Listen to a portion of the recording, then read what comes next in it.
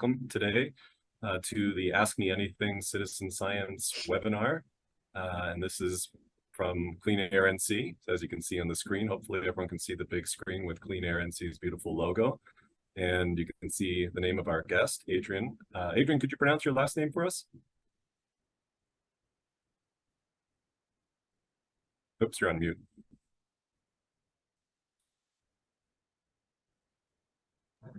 Dybwad is how you say it. Dybwad. Dybwad. Okay, just making sure. So Adrian Dybwad is our guest. Like I said to Gerald yesterday, I said it's always Adrian from PurpleAir, but his last name's not PurpleAir. He's going to talk about it though. And my name is Brian Magi. I'm a CleanAIRE NC board member. Been involved with CleanAIRE NC activities, especially related to the citizen science program. For many years now, and my day job is as a faculty member, as a professor at the University of North Carolina at Charlotte, and my expertise is air quality and climate science and all sorts of things related to atmospheric sciences. So I'm excited to have the chance to talk with Adrian today and hear from whoever we've got on the call, but we're also recording this, so I think that's also a very exciting piece that we could preserve the conversation beyond this single hour that we're spending together and allow it to be a resource for others to learn about how PurpleAir what PurpleAir is doing and how it's intersected with a nonprofit group in North Carolina. So a lot to learn about. So let's see, what else do I want to say in the beginning? Let me flip my slide to make sure everything technically is working here.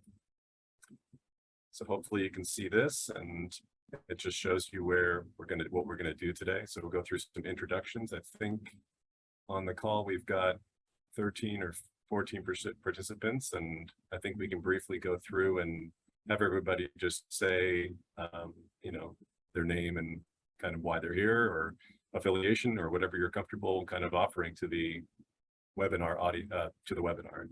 So if we can go around the room, I'll maybe ask everybody to introduce themselves briefly. So and then Adrian and I will spend time introducing ourselves after that. So let's see, who do we want to start with?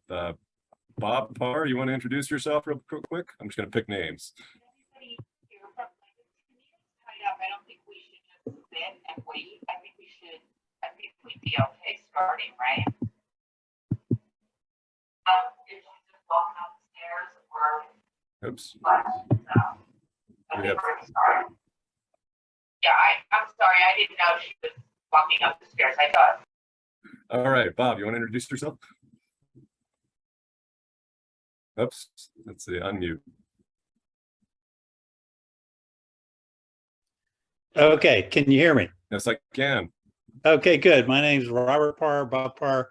I've been with CleanAIRE Carolina for a number of years. I'm a retired emergency physician, and I have probably about 6 or 7 PurpleAir monitors in place, probably for the last 3 to 4 years.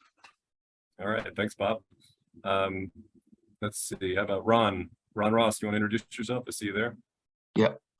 Good morning, Ron Ross, CleanAIRE airkeeper, neighborhood president in Northwood Estates, and also involved with the historic West End Green District, where we're expanding our presence of PurpleAir monitors within our day. You cut off at the end there, but we got most of that, Ron. Okay. Thanks. Another one of our longtime airkeepers in CleanAIRE NC. So, Sharon, Robinson, do you want to introduce yourself? You there?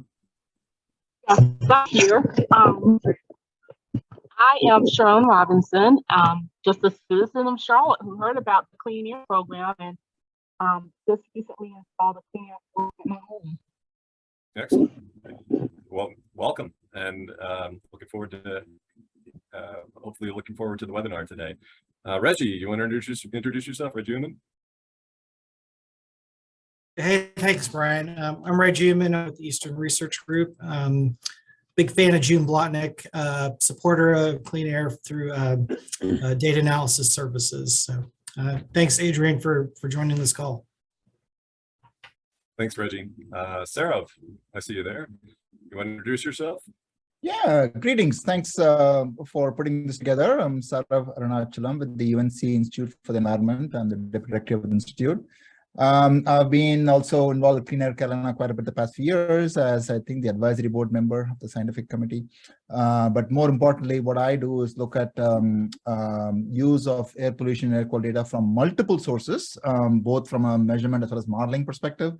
So I've been looking at the PurpleAir network quite a bit, and happy to see what this Ask Me Anything session is all about. Thanks for being this. Thanks, Sarah. Let's see, Bonalyn Joseph. Hopefully I'm got your first name correct. Yeah, that's correct. Hi, good afternoon. My name is Bonalyn Joseph. I've been in the city more than 30 years, and this is another exciting move. So I wanted to be a part of it. I am an educator of the young minds. Thank you. Excellent. I always welcome educators. Let's see, who have we gotten? Sharon Bridges.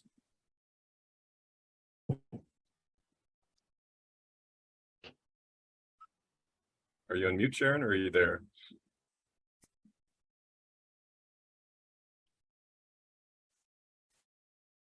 All right, maybe we'll come back to Sharon if she stepped away. Steve, is that Steve O'Neill or Steve another Steve? Let's see. Steve, can you introduce yourself? Yeah, sure. Hey, I'm Steve O'Neill, naturalist up in the mountains of North Carolina. I've been with working with CleanAIRE Carolina, I think now for about, I don't know, 4 or 5 years or so, and taking care of, I think, about 10 or 12 monitors at the moment we put in place here in the western part of the state. Yeah, I guess that's me. Thanks, Steve. Yeah, welcome to another airkeeper for CleanAIRE NC. Very familiar, many of you are very familiar with the PurpleAir, and so we'll have a chance to hear from the maker. Let's see, we've got plenty of CleanAIRE NC staff here as well. We've got Gerald, Andrew, Kelly, June, former executive director, now recently retired. And so you see named there if you're looking at the participant list, and then you've got Adrian and myself. And there's a few, let's see, Joel Porter is also CleanAIRE NC staff. And yeah, I think that covers everybody that I see on the list. Did I miss anybody? Anybody have a keen eye for participant lists? Kelly and Jeff. Kelly and Jeff. Yeah, Kelly's staff. Jeff. And Jeff is our new executive director. Oh yeah, Jeff's in the audio. Oh, sorry, I'm looking at the names. Yeah, so we got a couple people sitting on the camera behind the camera without actually names. So yeah, of course. And I think Kirsten's there too, someplace. So anyway, we got lots of people listening in, even in addition to the names here. So, so Adrian, before we kind of go to the sort of general question answer, I think I thought it might be worth going through just a little bit of background and set up kind of discussion points maybe, or prompts for questions and answers, and then we'll get into the discussion with Adrian Dybwad, the CEO of PurpleAir. So first of all, let's make sure we're on the same page. I think we are, but it's useful to always see the standard slide that says this is what we're focused on in this discussion, this webinar, and that is PM 2.5. And these are these microscopic particles that are in the atmosphere in great concentration, but then in high concentration, they can be a danger to human health or even low concentration exposed to for a very long time. And to give you a sense of how tiny these are, the PM 2.5 particles are this little tiny red dot on the screen here. And you can see that this is a human hair magnified so that it's at the same scale as the other things on the slide. And you can see how much tinier a PM 2.5 particle is. So these particles can make their way deep into your lung tissue, lodge themselves in the respiratory system, causing inflammatory processes, as well as exacerbating existing health conditions such as COPD, asthma, and among other things that are we're still trying to understand all the different potential repercussions of exposure to PM 2.5 pollution. We call these particles for short, but PM 2.5 is how the EPA refers to it. So you see that if you ever go to an EPA webpage or check the air quality app on your phone. And more specifically to this talk, this is what PurpleAIRs measure and or what they report. And the PurpleAIR, the picture here is just from their webpage of somebody installing a PurpleAIR. You can see the immediate excitement around this would be that they're small, compact. You could put it on a post outside your house, as many of you have. And this is what lends itself to the citizen science and community type of science that PurpleAIR sensors contribute to now. So this is a still shot in the background of where PurpleAIR sensors are in North Carolina at a time when I took the snapshot, maybe like a year ago. You can go to the active website here, and we might do that a little later with Adrian. That is a very useful and slick website that shows real-time PM 2.5 concentrations around whatever location you're in. Or you can zoom to another location. For example, if you want to go learn about what's happening in Washington State as opposed to Washington, D.C., you can do that really quickly with this map interface that PurpleAIR is designed, and it's all easily accessible. The coming back to North Carolina and focusing a little bit on where we are. This is an image of a co-location where we put the PurpleAIR sensors right next to the regulatory monitors that support the monitoring of PM 2.5 and other air pollutants as a part of the Clean Air Act and the health standards that are linked to the Clean Air Act. And what you're seeing here is a whole, looks a little bit intimidating. It's a trailer that's bristling with instruments that monitor everything from weather to air pollutant concentrations. And within this little tiny, let me see if my animation works. There it is, the little red box there. We call this the chicken coop. This is down in here in the city of Charlotte, and the chicken coop was built by Mecklenburg County Air Quality to accommodate, for example, the deployment of sensors. And there are a few of the PurpleAIR sensors that we'll talk about in more detail today or focus on. And you can see they're in the chicken coop, along with sometimes wasps and other things. So we sometimes have to clear those guys out. It is the South. We have very excited wasps here in the summer. And you have the PurpleAIR sensors located in the chicken coop right next to the trailer that is used as a part of the monitoring effort for the city of Charlotte. And these trailers exist around the state, not in great number, not nearly as great a number as the PurpleAIR sensors. And so that's already pretty interesting by itself, is that we can have more of these small low-cost sensors deployed than the state and the county can support with the money that they have. And part of that, it's not a nefarious activity so much as it literally takes human power to keep that trailer in the background operational. And there's only so much funding that is directed towards them. So PurpleAIR can support a sort of hyper local or a smaller scale type of monitoring of PM 2.5 air pollution. What we can gain from these kind of co-location efforts is a correction. And I think Adrian will talk a little bit about this, and maybe some of you are familiar with this whole process where we collect a lot of data. And when we put a lot of data next to the official reference monitor data, like in black, then you can actually mathematically adjust the PurpleAIR data so that it is very closely aligned with the reference monitor data. And you can see that's what I'm showing here in the graph, is that the light purple is before a correction, and then the darker purple is after correction. And these kind of corrections, not this one specifically, but very similar ones, are embedded within the PurpleAIR map interface. And so PurpleAIR, to their credit as a company, have been very receptive to the input from the community well beyond their company. And I think that's been a big plus in my mind, and I think a big plus in a lot of other researchers' minds, as well as citizen scientists, even though it has a sort of technical element of doing a little bit of math in the background. When I thought I threw this together just for fun as a talking point, but there's what the PurpleAIR sensor looks like if you looked at it you turned it over in your hand and you saw what was in the PVC cap there. This one's deployed up in northern North Carolina at my father-in-law's house, actually.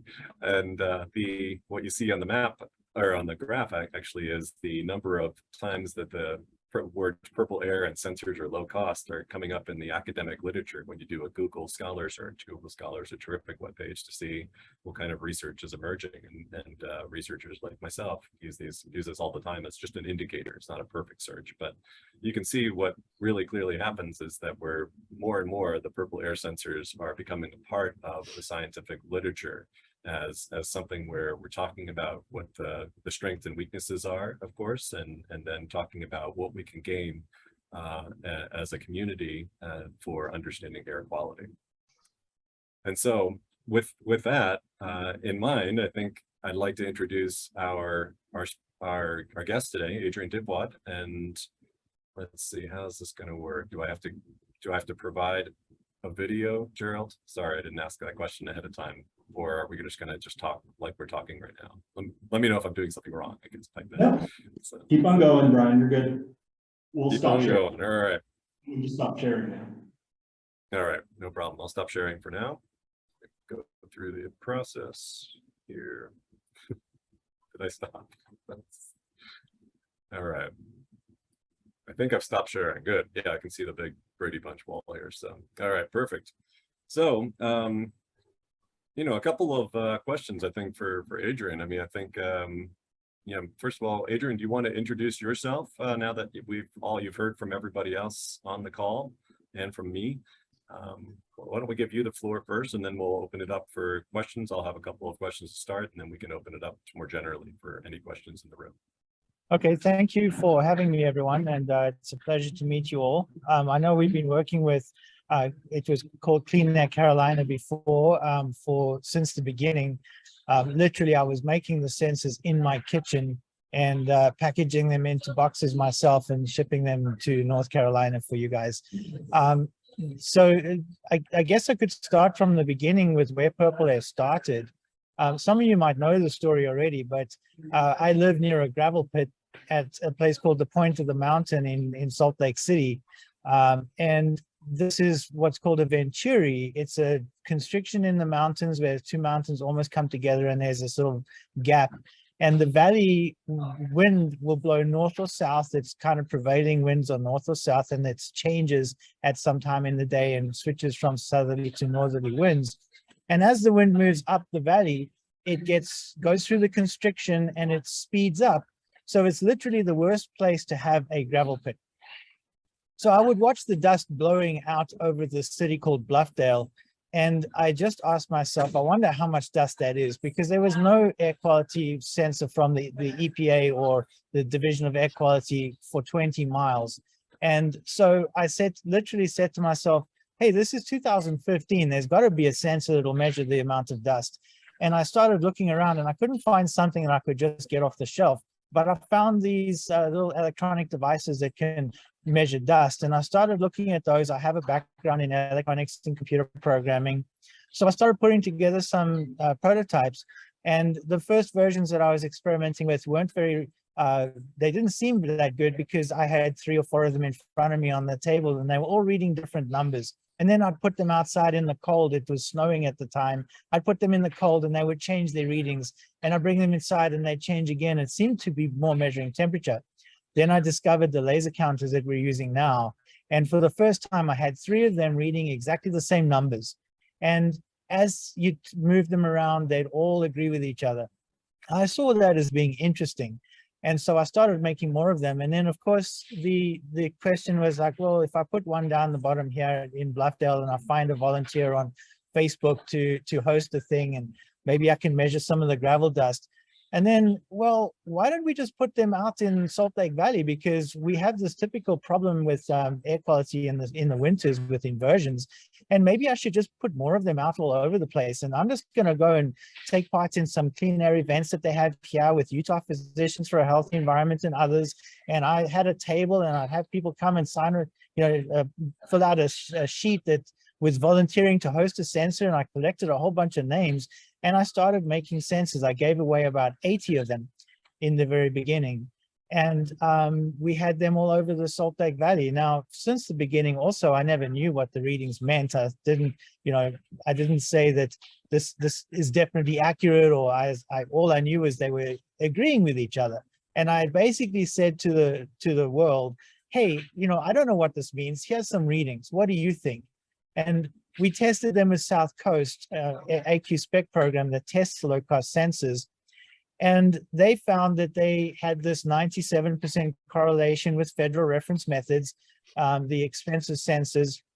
And it went from there, where universities then started picking up on them because of that. And then they would take 3 of them and they would test them again using the co-location testing that Brian described, where they put them next to their expensive sensors in British Columbia and other places. And then they would come back to us and say, wait, we need more, because they tested good, they're happy with them. And so they would get more and deploy them in the community. And it really just grew from there. I never set about saying, oh, I'm going to build a business and sell sensors and have 35,000 of them on the map. It just became that it got a life of its own. It was curiosity. I just wondered how much gravel dust was coming out of the gravel pit. And it's been a real pleasure and a privilege to work with everyone. PurpleAir is about the community. We also make the sensors ourselves here in Utah. We test them, we support them, we ship them from our facility here in Draper. So we want to employ people, we want to help communities to measure their air quality, and we want to take their feedback and incorporate it into our map, for instance, which is what we do with the conversion factors, where you can do your research and come up with that correction formula that takes that graph that Brian showed and brings it down into line with the federal reference methods. And we would put that on our map so that other people can use it and basically provide all of these types of tools. So it's been really quite an incredible journey, and we have a very good team of people here with us around me right now who do all of these things on a day-to-day basis. And as part of the introduction, I can just show you, they're having a meeting right now over there.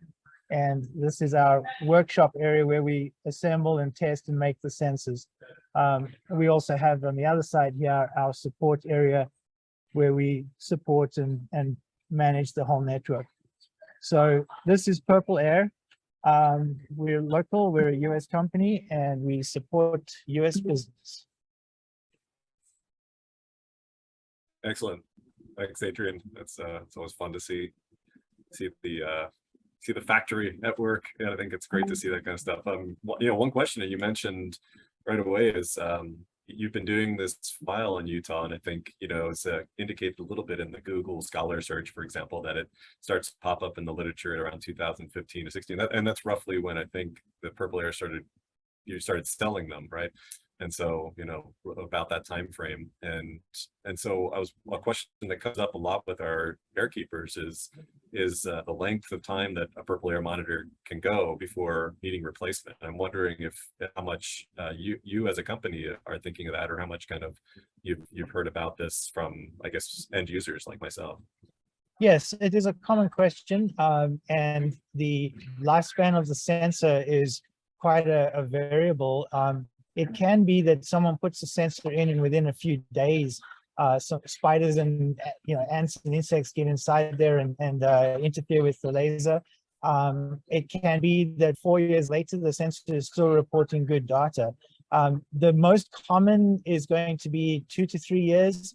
It's got a fan which spins and which has got bearings in it. Depending on the environment, that fan would last longer or shorter. Also, if you've got a sensor that's downwind of the gravel pit here, and you look at that after 6 months of being deployed, it is coated in a layer of dust inside and out. And so that type of stuff can affect it and shorten its lifespan as well. But in typical environments, the useful lifespan of the sensor can be anything from 2 to 4 years or more. I think that's about what we've been finding as well, kind of in North Carolina, is that roughly 2 to 4 years is sort of the rule of thumb based on the amount of air pollution we typically have here in the state. And fortunately, we haven't been in environments where there's wildfire smoke or something far more persistent and even worse. So I'm curious. Yeah, I guess you mentioned that's much shorter when the exposure to pollutants is much higher, and that just literally. I mean, I suppose you could clean it. Is there does PurpleAir offer guidance on cleaning the sensors Yes. as well? Or Yes. So the great thing with the PurpleAir sensor is that people have used the word hacker friendly in the past. You can take it apart. You can clean it. You can use compressed air or a vacuum cleaner if to try to clean it first. If that doesn't work, you could even go as far to open the laser counters and clean them. And if you have any kind of technical experience in taking things apart, it's not such a difficult thing to do. There's videos, on the internet of how you do that and clean them. It's not like if you take apart something like a CD player and you take apart the laser mechanism of that, you're probably never going to get it back together and never play CDs again because it's such a fine scientific instrument. Whereas these devices are very rugged, solid state type of things. They could be dropped and survive. You can open up the laser counter housing and clean it and put it back together and most likely work okay. But what we also do is provide tested pairs of laser counters that you can open your sensor and just take some tape off and replace the laser counters and put it back together and have pretty much a brand new sensor. So we don't want people to have to throw it away after 3 or 4 years. We would rather that you could send it back to us. We'll refurbish it, give you a refurbished one in return. We have refurbished ones at a discount, or have you fix it yourself. So it's definitely can be repaired and reused. Oh, interesting. I actually have never even thought of the refurbishment. There's a refurbishment kind of program or avenue through PurpleAir. I didn't actually know about that. Could you expand on that a little bit? Yeah, so I guess we should make it more official and have mention of it on the website and talk about it very clearly. But anyone that sends sensors back to us, we will take it apart and we recycle the parts wherever possible. And like for instance, the circuit boards, the control board is going to be perfectly usable. If it works, it'll work. You inspect it, you look at it visually, you make sure that it doesn't have corrosion or stuff on it, and then you rebuild it into a new sensor. Wow. We call it remanufacturing actually, because it's refurbishing is a little bit different. We remanufacture it. We take it apart down to its component level, and then we put it through a process where we manufacture it, test it, and for all intents and purposes, it's like a brand new sensor. Wow. And how much does PurpleAir charge for that? I'm curious. I stand to be corrected, but I think it's up to about $180 or something for a refurbished or remanufactured sensor. Nice. It might be a bit less. I'd have to look. Yeah, sorry to put you on the spot. That's okay. The point of contrast there, I think, for those that haven't actually gone to the PurpleAir website to purchase one, because I know a lot of our airkeepers have worked through CleanAIRE and C. The price point of a PurpleAir sensor, the typical one that we put outside, is about, I think it's about $250 right now, $250. So, yeah, it's around there, give or take, depending on which sensor you're ordering. It could be $230 up to $280, and the new version, which we are working on now, is about $299. okay. Yeah, so that kind of gives everyone I think that question has come up with a lot of, the question of replacement or refurbishment has come up even within CleanAIRE and C. I think we're trying to think, well, what do we do at the end of life for these sensors, or what seems like it's the end of life? Maybe it's not the end of life. We haven't actually thought of the possibility of refurbishment. So I'm making a physical note here about that. Sure, and the refurbishing is definitely something that is worthwhile. And any sensor that gets sent back to us will go through that process. And just as an example, this is as you saw in the pictures, the existing version. You must know also the reason why we have 2 laser counters.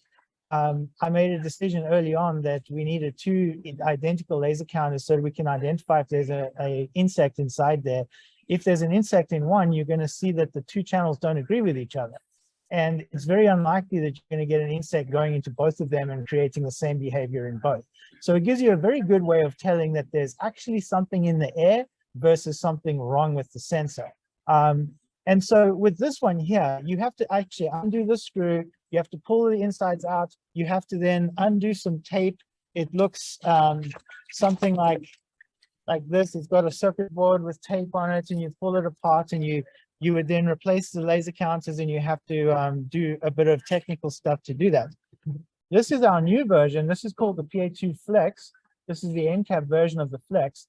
And in order to take out the laser counters, you just push on this, this piece comes out, and you then pull out the laser counters, unplug them, plug new ones in, and put it back together. So Wow. it's really easy to replace the laser counters. You put this piece back in, and you push that back in like that, and you're done. So it's very easy to replace the laser counters. We identified the fact that people would from time to time need to replace them, and it was a pain point, you know, taking it apart as it with the PA2 and the PA2SD and undoing the tape and having to put it back together is not so simple. It is easy-ish. We've got a video that will show you how to do it, but being able to quickly and easily do it is definitely a bonus. So this new design is all around that. How, Adrian, I'll follow up on that, and then I'll go to a question in the chat that I think is important as well. For the Flex, is PurpleAir selling the sensors themselves, like the particle counters? I don't want to use the technical word because I don't want to blast it down. Yes, for all of our sensors, we sell the replacement laser counters, so you can, and you know, when you buy a replacement laser counter from us, it's been tested in a test chamber. And we provide them in pairs, so you know that they're going to be just the same as we put in complete sensors. So yes, really get them for any of our devices. That's excellent. Okay, so that the PA Flex, I think PA2 Flex would offer, yeah, really nice, quick. Because really the sensor, the counter is really the most important piece. But then, you know, there's that possibility that the counter itself, one goes down for even sometimes because the fan breaks or something like that, or whatever. Absolutely. And before we go to the question in the chat, there's one other thing about it, and that's this little piece here. We call this an expansion port. It's like you can unplug the sensor that's plugged in there. This has got the temperature and humidity sensor on it, and you could replace it in the future with something else like a gas sensor, or you could also have a accurate temperature sensor, let's say, that's in a separate Stevenson screen housing that's got a little cable that goes and plugs into this expansion port. So the idea is that we expose all of the different features of the hardware, serial ports, I2C ports, power, 5 volts, 3.3 volts, etc., through this little plug that you can access. Whereas before you would have had to have opened it and soldered something onto the actual circuit board. To connect it to something like a data logger, for instance, is something we get asked about from time to time. Now you would be able to just plug your data logger into that port. So that, I guess that's another part of it, is making it expandable and something that you can upgrade yourself. That's excellent. That's, yeah, offers a lot of flexibility for the different users, which we can talk about a little bit too. Maybe to get to a question from Ron Ross, who is a longtime airkeeper with CleanAIRE NC, among other things. He asked a question about the power source of the PurpleAir devices, and is there any consideration of moving towards a solar option, something that doesn't require a wall outlet, Adrian? Sure. So the solar question is something we do get asked quite a lot. And you know, we don't provide a solar panel and a battery option for sale on our website, because up until now, we still haven't found like a nice put together, you know, easy to deploy complete solution. We do give recommendations on what solar panel and battery you might need. And that is something like a 16-watt solar panel with a 20 ampere hour battery, which could be something that's like this type of phone charger type of power supply. You get them in 20 ampere hour now. And so you would just need to put something together, which is not all that difficult to do. But one of the things that sits in our way in shipping that type of device is when you're shipping batteries, it is very difficult to do. You can only ship them ground, so you can't export them easily because they're risk to airplanes, and there's a whole lot of stuff around them. So it's one of the reasons why we haven't yet done that. But we do have a couple of solar panel battery and controller combinations that people have put together to kind of show us what they can do and for us to evaluate. And we got a couple of those samples in-house here now. And we might be offering something like that in the future. But there's few examples of people that have done that themselves. You just get a solar panel and you put it, you know, into a battery on it with a little casing and stuff like that. It is possible to do. Mhm. And I guess the real gist of the question is, will it accept that kind of power? I mean, the sensor is powered from a USB micro connector, and you just plug whatever source of power it is, whether it's a laptop, a phone charger, or a wall charger, or a solar panel that's got to convert it to a USB voltage, which is 5-volt output, will work. Anything like that will work. Yeah, I think it was kind of a both and question, actually. So I'm not sure Ron is out there tinkering with power sources, but it is something that it comes up in terms of trying just to deploy the sensors as a limiting factor. You know, just having proximity to a wall outlet is sometimes difficult, surprisingly sometimes. So let's see, question from Bob Parr. Let's see, Adrian, since and Bob, chime in if I mangle your question, or maybe you can ask your question. I think I'm kind of reading it, and I'm not sure if you're saying it's significant or if it's a question or a comment. So I can read it. I can read the question. It says, since the monitors work 24/7, is the power use or Wi-Fi usage, especially in rural areas without unlimited service plans, significant? So the power usage, first off, is 1 watt, which is about a maximum of 250 milliamps at 5 volts, or 200 milliamps at 5 volts. And so that's why a 20 ampere hour battery is good for the solar panel, because it will make the sensor last for about 2 days without the battery being charged.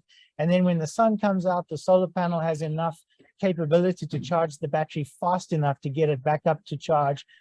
So if you had a couple of days of no sun from, cloudy days or something, you might find that the sensor does well with that 16-watt solar panel and a 20 ampere hour battery. And then when it comes to data usage, over a month, the sensor uses up to around 500 megabytes of data. So a 1 gig data plan per month would be sufficient for a sensor. You'd be able to run 2 sensors off that data plan. And it's quite typical to get those types of data plans nowadays. We do understand also that 500 megabytes of data a month, you could look at that and say, wow, that's actually quite a lot of data. It is quite a lot of data, and you've got to know how much data that means when you've got 35,000 sensors reporting every 2 minutes across the world. We've got something like 10 billion rows in our database now. We're probably one of the biggest air quality databases in the world with this type of data now. And so we also are going to be reducing that data usage pretty shortly here, where it will stop reporting to ThinkSpeak and only report to PurpleAir servers and optionally Weather Underground. So that data use is expected to about halve in the next month or 2. So, but right now it's up to about 500 megabytes, depending on your settings, if you've got Weather Underground set up or not, or if you've got your own data service set up on there as well. Excellent. Hopefully, Bob, that got your question answered. Yes. All right, perfect. And we got another question from Steve O'Neill, another longtime airkeeper, very familiar with deploying PurpleAirs, not only deploying them, but deploying them in pretty remote locations of North Carolina in terms of proximity to, say, Wi-Fi and or power. So I'll read it, his question. In a related answer to Ron's question about the solar unit, I have a PA PurpleAir mounted on a solar powered RV, and it works great, but I have to update the location whenever he moves it. And so related to the same thread, does PurpleAir have any plans for creating a mobile PurpleAir unit that would allow AQ monitoring on a mobile platform with GPS capabilities without needing to update the location info with each move? So this is something we get asked from time to time about mobile monitoring and GPS usage. It's something that I personally have believed is less useful if the sensor's moving around. Like, let's imagine it on a car and you're driving into the office and you're driving back home. Your car's going to be parked in a garage or underground parking lot for most of the day. And it's a bit questionable as to how you understand the environment that mobile device is operating in. Obviously, it's a little bit different being on an RV and you're moving from location to location, and it's not a daily commute type of scenario. In that type of situation, it would be possible for us in the future to make the sensor able to detect its location and update that accordingly. It also creates some visualization questions on the map, for instance, because now you've got a point that yesterday was over here, today it's over there. How do you visualize that? Do you have because our map is really at a glance, you're getting a snapshot of everything right now. And in the future, when we make it possible for you to look at what happened yesterday at this time, now that one dot has just suddenly moved, it makes updating the visualization a little bit more complicated. The other thing to think about with this is imagine that today, if you're in an RV and you're really traveling around the country and you're in Utah today, and then tomorrow you're in Colorado, now you've got air quality that was collected in Utah, and now you're in Colorado, and if you look at the history, it looks like this is what Colorado was like yesterday, but it's from Utah. So when people move their sensor, we usually, and we've got this warning on the registration page that says, if you're going to move the location, let us know, and we'll do an action that we call archiving it, which means that we're effectively creating a new point on the map, a new graph, a new trace, as if it's a new sensor. And that previous point that was collecting data, let's say on the RV in Utah, would stay at that location. So you'd see, oh, the air quality at this campground was like that for 2 days. Now I've moved to Colorado. This is a new campground, a new point, and we're collecting data for 2 days here. So that researchers in the future would see this sequence of dots across the country that corresponded to the time that you were at each of these locations for those few days, and they'd be able to say, okay, well, the air quality at that location was this for those few days. So that's how we do it right now. We ask that people tell us, we archive the sensor, and ideally we would want to give you the ability to do that yourself, to archive the sensor and start a new trace. At the same time, imagine if you didn't tell us that and you just moved the RV and you had this public point on the map that now made it look like you're back in Washington and you've been across the country and you've got this one trace that looks like it's from Washington, but it's not. We would like the sensor to be a bit smarter in the future and to flag the data and say, hey, it's quite likely that the sensor is not really where it is claimed to be right now, and that in an ongoing basis, as it's reporting, we've got that type of status. But it brings up a very complicated subject, which is the data quality overall. Insects, location, the status of the sensor. Does the person say that it's outdoors, but it's actually indoors? Is it indoors, instead of outdoors? There's a whole lot of data quality questions which we would need to be able to really thoroughly answer and control and manage and give you an idea as to whether the claims of the user are true or not, indoor versus outdoor and location. Are you saying, Purple, that your company is trying to manage that, or are you just trying to introduce the question? We will be managing that in the future, because Wow. Imagine if you're claiming that the sensor is outdoors, but the temperature is remaining at an even steady state because you got it in an AC environment, and all the sensors in that area are reporting this dynamic change of temperature with day and night. We'd be able to tell that the sensor doesn't seem to be what it claims to be, and we could at least put a warning on it saying, hey, there's some questions here, the temperature profile doesn't look right, and you can then choose to discredit that data when you're using it as a research thing, or you could just understand that that's a potential problem. I gotcha. That'd be an interesting. It's almost like a little bit of a machine learning type of approach to the There's that information. buzzword AI, right? Yeah. Yeah. Let's see. I'm not seeing any questions pop up, and if nobody asks questions, I have tons of questions. But it's and I don't want to dominate the conversation. So please do. Here comes one. Let's see. So this is from Steve again. Let's see. So I guess it's a follow up. So his RV specific mobile unit is used only in the Western North Carolina area, and for Adrian, and for anyone else not from North Carolina, that's a pretty remote, kind of mountainous and heavily forested area with much more sparsely populated than some of the big urban centers of North Carolina. And Steve's idea was to be able to move it as needed to a location that's suffering from questionable air quality. So I guess kind of like a event-driven or case study-driven type of approach. And then to use that as an educational tool for teaching students about air quality since his RV itself is a mobile environmental outreach classroom. So yeah, so I guess that sort of says, you know, his motivation for moving it. Adrian, I'm not sure if you have any thoughts about that. Yes, you know, the PurpleAir sensor is a great tool for education. I mean, we have teachers that use it in the, you know, first grade type of class where they'll come in every day and make an observation as to what they saw outside and look at the readings of the sensor and make a note on the wall about what they see from those two things. So even young kids can understand and benefit from, you know, this type of stuff. And there's a couple of ways to do this. You can just mark it as a public sensor and have it on the map, and you know, it's what it is. It would be going on and offline, and people would see that it looks different to the ones around it, and they would discount it because of that. Maybe you could also mark it as a private sensor, and that way you would be able to use your private link to be able to see it and show it to people in the RV and monitor it and stuff.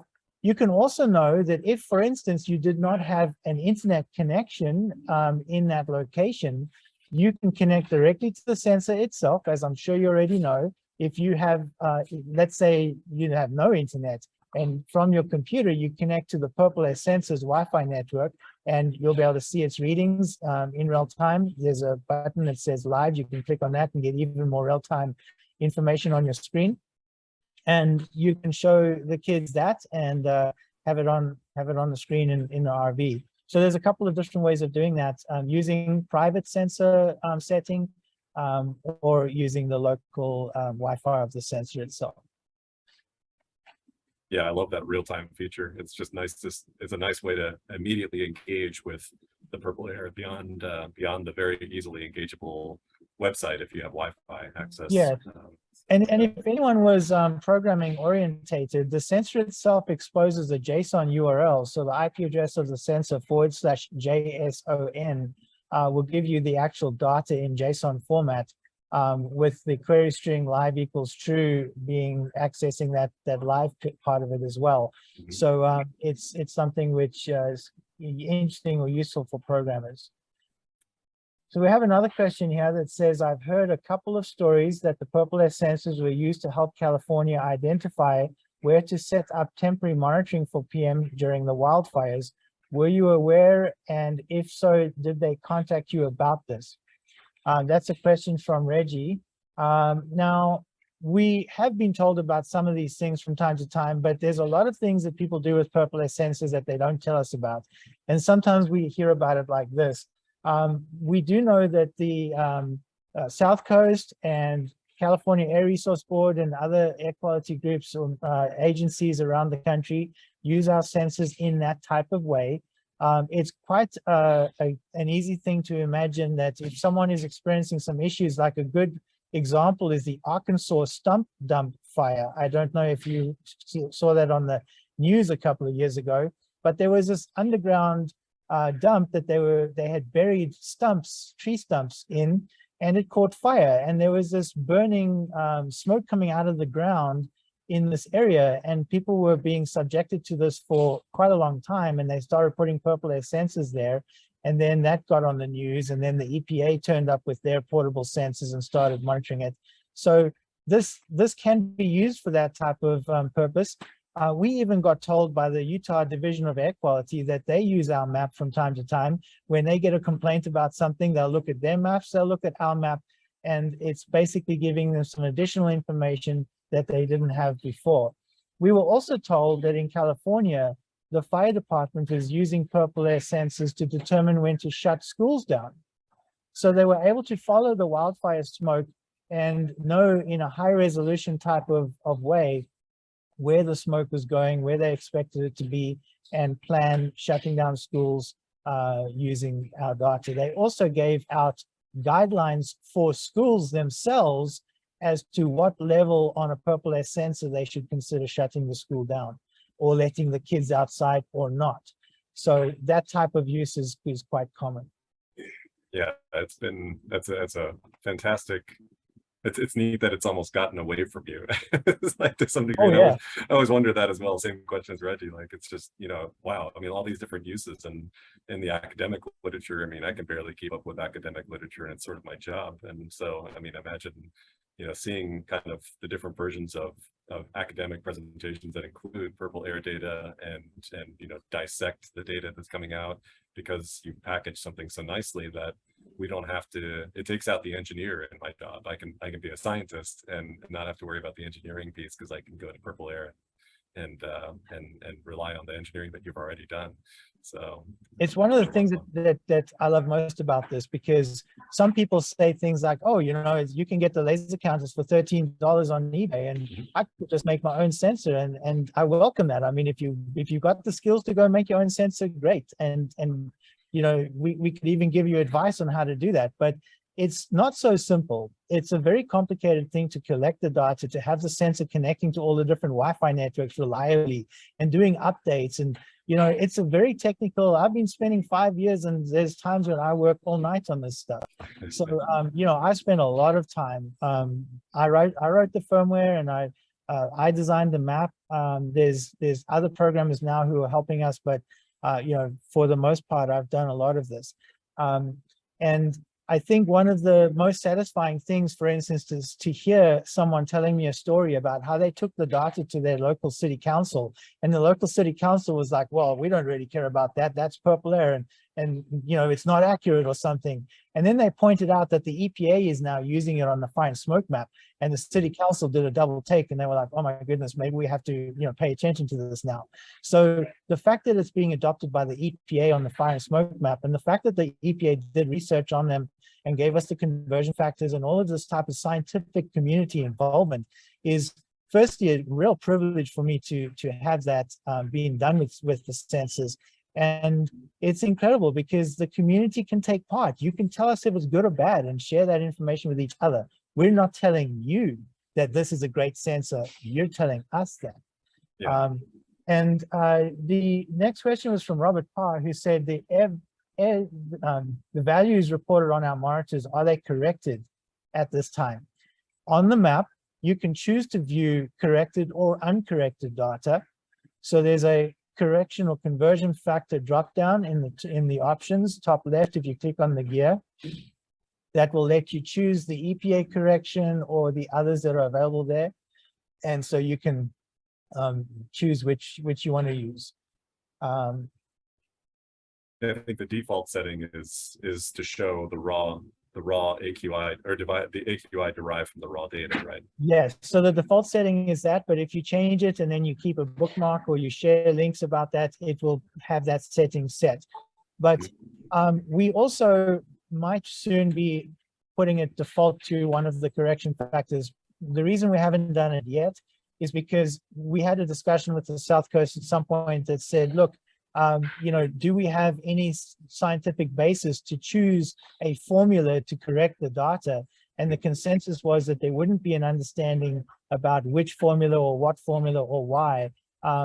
And that was years ago, but now there is so much research done on it that we could probably say that all the formulas agree pretty closely with each other. And that would make sense now to put a correction factor on there by default. And so we might update that at some point in the near future to default to a correction factor. An interesting kind of follow-up to that, Adrian, is the question that came up even this summer when I was working with some interns from CleanAIRE NC, was when they download the data, that they thought when they changed the map setting to a correction, that the downloaded data was corrected based on that correction. But I don't think that's the case, or at least when I did a quick test on my own, I said, no, I think it's straight up raw data that you'd have to apply the correction for, even though all that information's on the map. It doesn't make its way into the CSV files that you download from, say, the download page. Is that correct? That's correct. Now, you got to bear in mind that that download tool that you might have been using up to now was downloading data from thingspeak.com, which was not corrected. We are migrating to our new platform, which is using Google's BigQuery to store the data, and our new API, which you would use to download the data, which is much more comprehensive and advanced. And we are going to be adding the ability for you to download data from that API or the download tool after selecting whether you want even like EPA AQI units or European AQI units, or if you want the correction applied or not, or which correction factor you want applied. And so all of that will be available through the API at some point, but not yet. You're correct in saying that the API and the data that you would download is raw data that is uncorrected. Yeah, so Bob or anybody else who has that question, just keep that in mind, and you can always ping us, and I mean, I can try to answer, and if not, hey, we know where Adrian is on the internet, at least. Adrian, we're coming close to our time here, and I want to make sure we respect the time of our audience members and in the hour that we have. I also want to open just the floor to the CleanAIRE NC Executive Director, Jeff. His name's not on the screen, but he was on one of the videos for either Gerald or someone else. And I think Jeff wanted to maybe, Jeff, did you want to close us out maybe for the day? And are you there? Yeah. There you are. Good, perfect. Yeah. Hi, everybody. Thanks, Brian. Thank you, Adrian. Obviously, this was extremely informative and enlightening in terms of everything that's possible. I also want to thank all of the air keepers that were able to join us and ask questions, and it's great to see the level of participation. I think as we move forward as an organization, one of the things that we've talked about is how do we expand our network of monitoring, because I think collecting the data is key. I think the second part is the interpretation, and Adrian, you touched on this, in being able to interpret the data and then use that data to tell stories, to use it as advocacy and education opportunities. And so I'm extremely excited about the potential of some of the things that we are looking at from a strategic standpoint as an organization to expand our capabilities and partnering with folks like UNCC and other universities with student help, as well as energy and research interpretation skills and talent. So I think as we look at moving forward as an organization, I think predicating and starting with a fact basis is going to be key. So I just want to thank Adrian again and everything that you're doing to support us. We look forward to deepening our partnership, and we look forward to working with our air keepers and expanding that network across the state, which then increases our credibility and our ability to really impact those communities, environments that are definitely being impacted by environmental hazards and toxins. So that's all I wanted to add. Again, thank you everybody for being here, and I thought this was a great session.